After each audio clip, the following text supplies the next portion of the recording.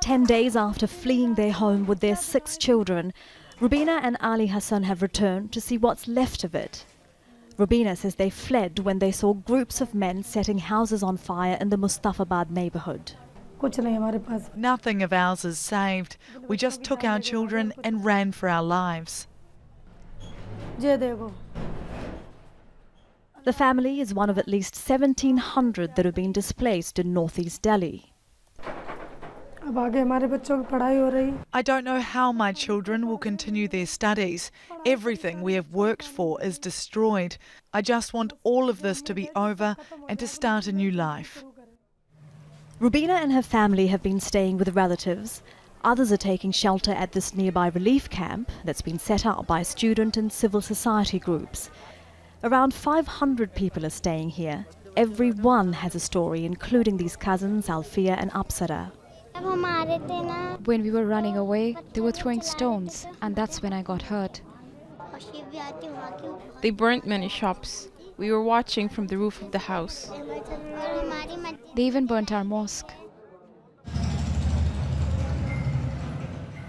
The Awliya Masjid in the neighbourhood of Shiv Vihar is one of at least 4 mosques that were destroyed.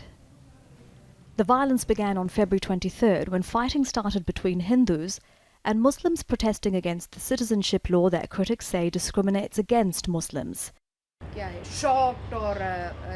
While that led to violence from both communities, a fact-finding team says Muslims suffered disproportionately. All of them have left that place, whether it is Muslim community or the Hindu community.